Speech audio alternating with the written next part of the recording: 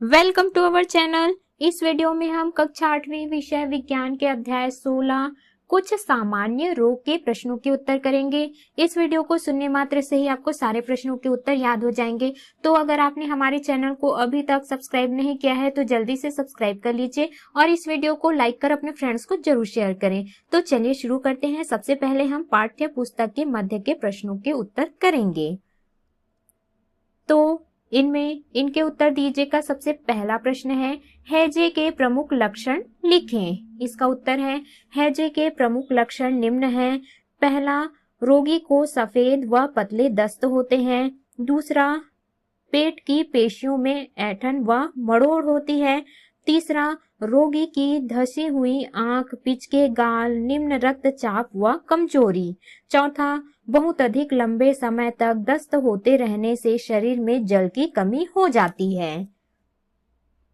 प्रश्न दूसरा है, टाइफाइड का संक्रमण कैसे होता है। इसका उत्तर है, टाइफाइड साल्मोनेला टाइफी नामक जीवाणु से होता है। रोगग्रस्त रोगी के थूक, उल्टे, मल मूत्र आदि में इसके जीवाणु होते हैं जो मक्खियों द्वारा भोजन व जल स्रोत में पहुंचकर उन्हें दूषित कर देते हैं।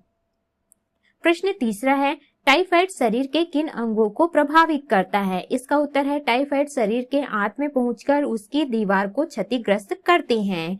प्रश्न चौथा है, यदि किसी रोगी के शरीर में पानी की कमी हो जाए तब आप क्या घरेलू उपचार करेंगे।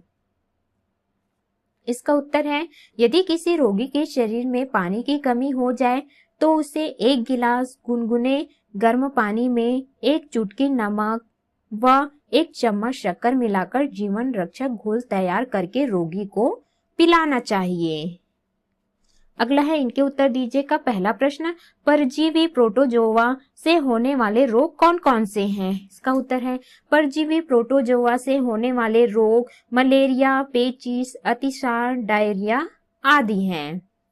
प्रश्न दूसरा है, मलेरिया फैलने का प्रमुख कारण क्या है। इसका उत्तर है, मलेरिया फैलने का प्रमुख कारण मादा एनाफिलिस मच्छर है। प्रश्न तीसरा, दस्त तथा अतिसार के रोगी का प्राथमिक उपचार कैसे करेंगे। इसका उत्तर है, दस्त तथा अतिसार के रोगी को प्राथमिक उपचार के तहत चावल का मांड, हल्की चाय, दाल का पानी, नारियल का पानी, नमकीन लस्सी, नींबू की शिकंजी में से जो उपलब्ध हो उसका लगातार सेवन कराना चाहिए। प्रश्न चौथा है, मलेरिया के रोगाणु एवं वाहक का नाम लिखिए। इसका उत्तर है, मलेरिया के रोगाणु प्लाज्मोडियम नामक परजीवी प्रोटोजोआ है एवं वाहक का नाम मादा एनाफिलिस मच्छर है। प्रश्न पांचवा है, पेचिस एवं डायरिया में प्रमुख 2 अंतर लिखिए। इसका उत्तर है, पेचिस एवं डायरिया में प्रमुख अंतर निम्न है। पहला, पेचिस अधिक समय तक दस्त होने से मल के साथ रक्त, श्लेष्मा अथवा आंव भी आता है। डायरिया, इसमें लगातार पतले दस्त होते हैं। पेचिस, इसमें हल्का ज्वर भी होता है। डायरिया, इसमें ज्वर नहीं होता। पेचिस ये आंत की झिल्ली से हृदय व तिल्ली में पहुंचकर घाव बनाते हैं। डायरिया, इसमें डिहाइड्रेशन के कारण मृत्यु भी हो सकती है।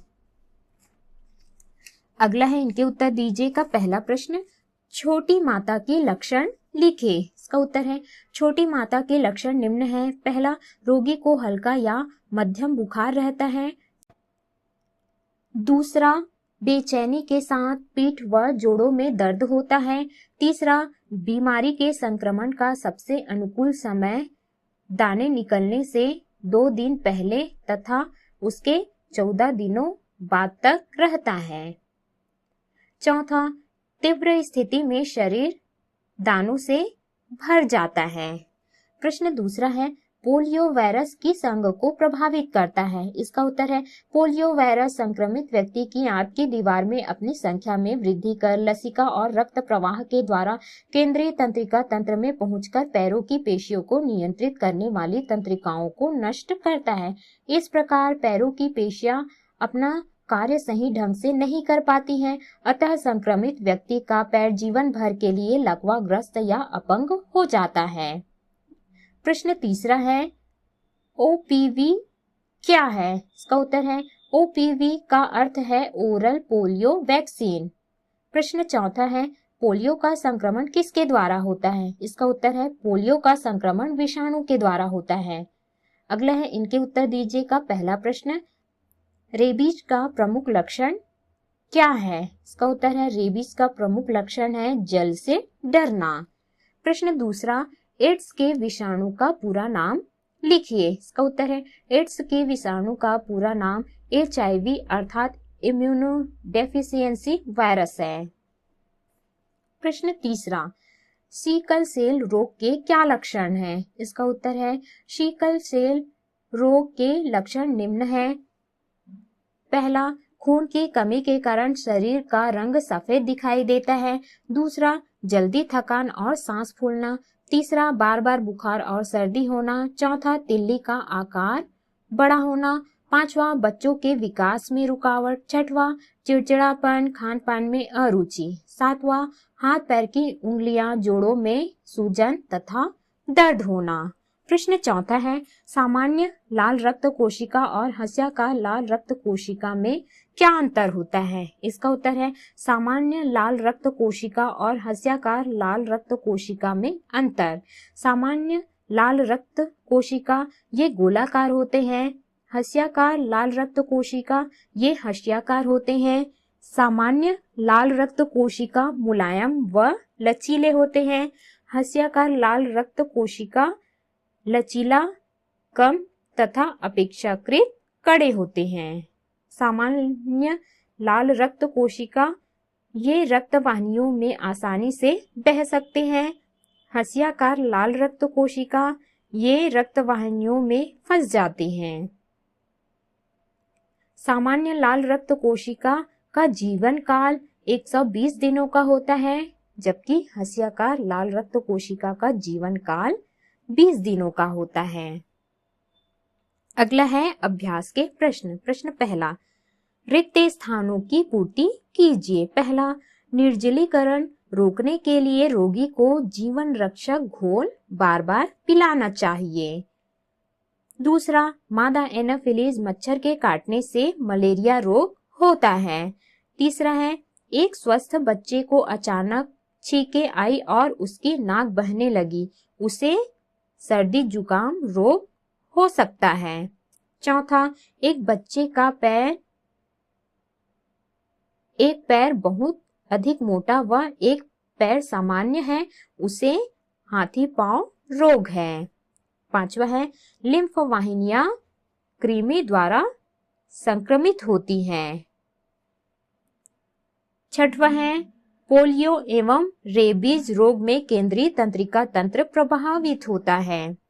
प्रश्न सातवां है, मनुष्य के शरीर में प्रवेश करके HIV वायरस श्वेत रक्त कोशिकाओं को नष्ट करता है। अगला है प्रश्न दूसरा, सही व गलत कथन पहचान कर गलत कथन को सही कर लिखे। पहला, TAB का टीका टाइफाइड के लिए लगाते हैं, इसका उत्तर सही है। दूसरा, तपेदिक विब्रियो कॉलेरी द्वारा होने वाला संक्रामक रोग होता है, इसका उत्तर है गलत। हैजा विब्रियो कॉलेरी द्वारा होने वाला संक्रामक रोग है। तीसरा, मच्छर से बचने के लिए मच्छरदानी लगाकर सोना चाहिए, इसका उत्तर ये सही है। चौथा है, पेचिस व डायरिया के रोगी के मल को खुला नहीं छोड़ना चाहिए, वरन राख व मिट्टी से ढक देना चाहिए, इसका उत्तर गलत। हैजा व मोतीझीरा के रोगी के मल को खुला नहीं छोड़ना चाहिए, वरन राख व मिट्टी से ढक देना चाहिए। पांचवा, सर्दी व इन्फ्लुएंजा के रोगाणु रोगी के रुमाल व तौलिए के उपयोग से स्वस्थ व्यक्ति तक पहुंच, इसका उत्तर है गलत। सर्दी व इन्फ्लुएंजा के रोगाणु रोगी के रुमाल व तौलिए के उपयोग से स्वस्थ व्यक्ति तक पहुंचते हैं। छठवां है, फाइलेरिया से बचने के लिए मच्छरों को नष्ट कर देना चाहिए। इसका उत्तर है गलत। फाइलेरिया से बचने के लिए DEC की खुराक लेनी चाहिए। 7वां है, रेबीज सभी कुत्तों बिल्लियों के काटने से होता है। इसका उत्तर गलत है। रेबीज संक्रमित कुत्तों बिल्लियों के काटने से होता है। प्रश्न तीसरा है, सही विकल्प चुनकर लिखिए। पहला, जीवाणु एवं विषाणुओं से होने वाला रोग है संक्रामक रोग। दूसरा, BCG के टीके का उपयोग किस रोग के लिए होता है? तो इसका उत्तर है ट्यूबरकुलोसिस। तीसरा, निम्न में से कौन सा जीवाणु जनित रोग है? तो इसका उत्तर है टाइफाइड। चौथा, मलेरिया के रोगाणु का वाहक है? तो इसका उत्तर है मादा एनाफिलिस मच्छर। पांचवा, निम्न में से किस रोग में ठंड तथा कपकपी के साथ बुखार आता है? इसका उत्तर है मलेरिया। छठवा है, प्रोटोजोआ से होने वाला संक्रामक रोग है? तो इसका उत्तर है उपर्युक्त सभी। सातवां है, पेचिश रोग होता है दूषित पानी पीने से। प्रश्न चौथा है, निम्नलिखित प्रश्नों के उत्तर दीजिए। प्रश्न पहला, बच्चों को तपेदिक से बचाने के लिए क्या क्या करना चाहिए? इसका उत्तर है बच्चों को तपेदिक से बचाने के लिए रोगी व्यक्ति से दूर तथा BCG का टीका लगवाना चाहिए। प्रश्न दूसरा है, निर्जलीकरण क्या है? इसे दूर करने के उपाय क्या हैं? इसका उत्तर है शरीर में जल की कमी होने को ही निर्जलीकरण या डिहाइड्रेशन कहते हैं। इसे दूर करने के लिए जीवन रक्षक घोल बनाकर बार बार पिलाना चाहिए।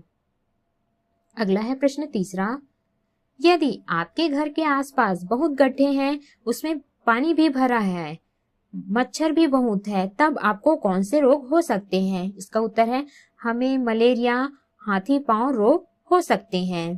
प्रश्न चौथा, आपके साथी को पेट में ऐंठन व मरोड़ के साथ पतले दस्त हो रहे हैं, क्या आप बता सकते हैं कि उसे क्या और क्यों हुआ है?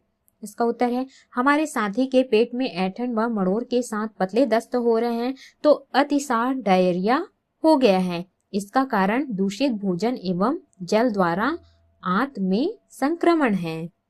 प्रश्न पांचवा है, किन्हीं दो विषाणु जन्य रोगों के नाम तथा लक्षण लिखिए। इसका उत्तर है दो विषाणु जनित रोग पोलियो, रेबीज है। पोलियो के लक्षण निम्न है। पहला, जुकाम के साथ बुखार आता है व उल्टियां होती है। दूसरा, बुखार के कारण गर्दन अकड़ जाती है। तीसरा, मांसपेशियां सिकुड़ जाती है एवं कार्य करना बंद कर देती हैं व दर्द होता है। चौथा, पैरों की मांसपेशियां कमजोर हो जाती हैं। रेबीज के लक्षण निम्न हैं। पहला, जल से डरना ही मुख्य लक्षण है। दूसरा, तेज बुखार, सिर दर्द एवं बेचैनी रहती है। तीसरा, गले में अवरोध के कारण आवाज दबी दबी रहती है। चौथा, नाड़ियों के फटने से लकवा भी हो सकता है। प्रश्न छठवां है, मक्खियों के द्वारा कौन कौन से रोग फैलते हैं? इसका उत्तर है मक्खियों के द्वारा हैजा, पेचिश, अतिसार, डायरिया और पीलिया के रोग फैलते हैं। प्रश्न सातवां है, विवाह पूर्व रक्त जांच की रिपोर्ट क्यों देखी जानी चाहिए? इसका उत्तर है विवाह पूर्व रक्त जांच की रिपोर्ट इसलिए देखी जानी चाहिए क्योंकि सिकल सेल रोग का धारक वाहक का विवाह यदि सिकल रोग वाहक से होता है तो उसके बच्चे भी सिकल सेल के रोगी ही होंगे। तो इस प्रकार से हमने इसके सभी प्रश्नों के उत्तर किए। इस वीडियो को सुनने मात्र से ही आपको सारे प्रश्नों के उत्तर याद हो जाएंगे।